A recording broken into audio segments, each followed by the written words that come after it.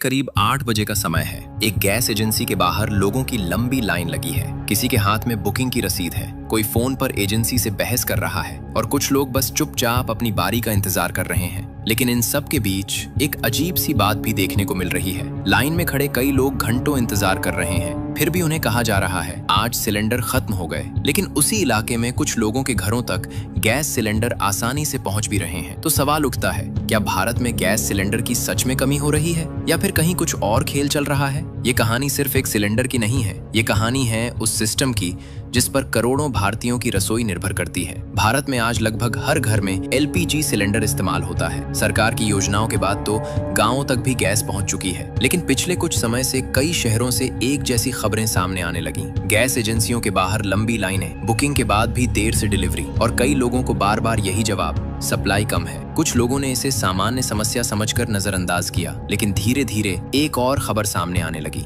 कुछ जगहों पर वही गैस सिलेंडर ब्लैक मार्केट में ज्यादा कीमत पर बेचे जा रहे थे। जहां एक सिलेंडर की कीमत लगभग 900 रुपए के आसपास होनी चाहिए, वहीं कुछ लोगों से 1200, यहां तक कि 1500 रुपए तक मांगे जा रहे थे। सोचिए, जब किसी परिवार के घर में गैस खत्म हो जाए और बच्चों के लिए खाना बनाना जरूरी हो, तो उस समय उनके पास ज्यादा विकल्प नहीं होते। मजबूरी में कई लोग महंगे दाम पर भी सिलेंडर खरीद लेते हैं। लेकिन सवाल ये है, अगर सप्लाई कम है तो फिर ब्लैक मार्केट में सिलेंडर आ कहां से रहे हैं? यहीं से शुरू होती है इस कहानी की असली परत। भारत में गैस सिलेंडर सीधे आपके घर नहीं पहुंचता। इसके पीछे एक लंबी सप्लाई चेन होती है। सबसे पहले एलपीजी गैस या तो देश में बनाई जाती है या फिर दूसरे देशों से जहाजों के जरिए भारत लाई जाती है। फिर ये गैस बड़े टर्मिनल और रिफाइनरी में पहुंचती है, जहां से इसे सिलेंडरों में भरा जाता है। इसके बाद ट्रकों के जरिए ये सिलेंडर अलग अलग गैस एजेंसियों तक भेजे जाते हैं और आखिर में डिलीवरी बॉय इन्हें आपके घर तक पहुंचाते हैं। ये पूरा सिस्टम बहुत बड़ा है और इसमें हजारों लोग काम करते हैं।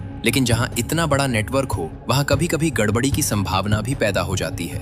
कुछ रिपोर्ट्स में ये बात सामने आई है कि कभी कभी सप्लाई की कमी का फायदा उठाकर कुछ लोग सिलेंडर को ज्यादा कीमत पर बेचने की कोशिश करते हैं, खासकर उस समय जब मांग ज्यादा हो और सप्लाई कम। सबसे ज्यादा परेशानी होटल और ढाबों को होती है, क्योंकि उन्हें घरेलू नहीं बल्कि कमर्शियल एलपीजी सिलेंडर चाहिए होते हैं और अगर इनकी सप्लाई रुक जाए तो उनका पूरा काम ठप हो सकता है। ऐसी स्थिति में कुछ होटल मालिक मजबूरी में महंगे सिलेंडर खरीद लेते हैं ताकि उनका किचन चलता रहे। लेकिन कहानी का दूसरा पहलू भी है। सरकारी एजेंसियों का कहना है कि भारत में घरेलू गैस की सप्लाई पूरी तरह बंद नहीं हुई है। कई बार समस्या सिर्फ लॉजिस्टिक्स की होती है, यानी ट्रांसपोर्ट, स्टॉक या डिस्ट्रीब्यूशन में देरी।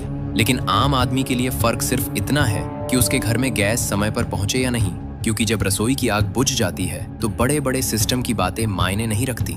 और यही वजह है कि जब भी सप्लाई में थोड़ी सी भी गड़बड़ी होती है तो अफवाहें तेजी से फैलने लगती हैं। लोग ज्यादा बुकिंग करने लगते हैं, कुछ लोग सिलेंडर स्टॉक करने लगते हैं और धीरे धीरे सिस्टम पर दबाव और बढ़ जाता है। यही दबाव कई बार उस स्थिति को जन्म देता है जहां ब्लैक मार्केट जैसी बातें सामने आने लगती हैं। लेकिन असली सवाल आज भी वही है, क्या सच में भारत में गैस सिलेंडर ब्लैक में बिक रहे हैं या ये सिर्फ कुछ जगहों की अलग अलग घटनाएं हैं? सच चाहे जो भी हो, लेकिन एक बात बिल्कुल साफ है, गैस सिलेंडर सिर्फ एक धातु का डिब्बा नहीं है, ये करोड़ों घरों की रसोई की आग है। और जब इस आग तक पहुंचने वाला रास्ता थोड़ा भी डगमगाता है तो सबसे पहले असर आम आदमी की थाली पर पड़ता है।